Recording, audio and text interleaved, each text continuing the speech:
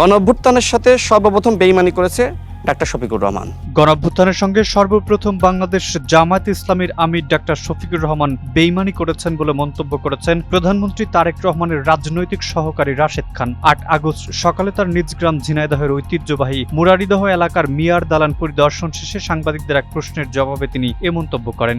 Doctor Shafiqur রহমানকে আমি পছন্দ করতাম, কিন্তু তিনি যে আসলে মুখোশধারী ছিলেন সেটা গণঅভ্যুত্থানের পরে আমরা দেখলাম। তিনি সর্বপ্রথম বাংলাদেশে আওয়ামী লীগকে সাধারণ ক্ষমা ঘোষণা করেছেন, অর্থাৎ গণঅভ্যুত্থানের সাথে সর্বপ্রথম বেইমানি করেছে ডাক্তার শফিকুর রহমান। রাশেদ খান বলেন, ডাক্তার শফিকুর রহমানকে এতদিন মজলুম নেতা হিসেবে জানতাম, তবে তিনি যে মুখোশধারী ছিলেন তা গণঅভ্যুত্থানের পরই স্পষ্ট হয়েছে। তিনি গণঅভ্যুত্থানের পর সর্বপ্রথম কার্যক্রম নিষিদ্ধ আওয়ামী লীগকে সাধারণ ক্ষমা ঘোষণা করেছেন, অর্থাৎ গণঅভ্যুত্থানের সঙ্গে প্রথম বেইমানিটি তিনিই করেছেন।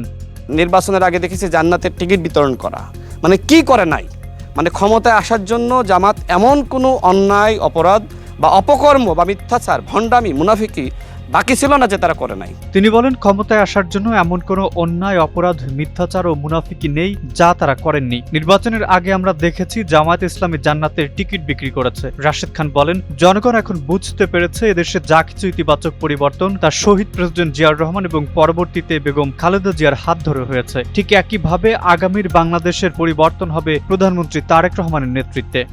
কিন্তু এদেশের জনগণ তারা বুঝতে পেরেছে যে এই দেশের যতটুকু পরিবর্তন সেটা শহীদ প্রেসিডেন্ট জিয়াউর রহমানের হাত ধরে এবং পরবর্তীতে দেশনেত্রী বেগম খালেদা জিয়ার হাত ধরে, এবং বর্তমানে বাংলাদেশে যদি পরিবর্তন হয় সেইটা হবে বর্তমান প্রধানমন্ত্রী জনাব তারেক রহমানের নেতৃত্বে। জাতীয় নাগরিক পার্টির আহ্বায়ক নাহিদ ইসলামের ভূমিকা প্রসঙ্গে রাশেদ খান বলেন, নাহিদ ইসলাম গণঅভ্যুত্থান পর্যন্ত একদম সঠিক পথে ছিলেন, কিন্তু যে মুহূর্তে তিনি জামায়াত ইসলামের ফাঁদে পা দিয়েছেন ঠিক তখন থেকে তিনি বিপথগামী হয়েছেন। এ সময় তার সঙ্গে স্থানীয় রাজনৈতিক ব্যক্তি, জনপ্রতিনিধি ও এলাকার সাধারণ জনগণ উপস্থিত ছিলেন। নাহিদ ইসলাম তিনি আসলে গণঅভ্যুত্থান পর্যন্ত তিনি সঠিক পথেই ছিলেন, কিন্তু যে সময় জামাতের ফাঁদে পা দিয়েছেন তিনি আসলে বিপথগামী হয়েছেন।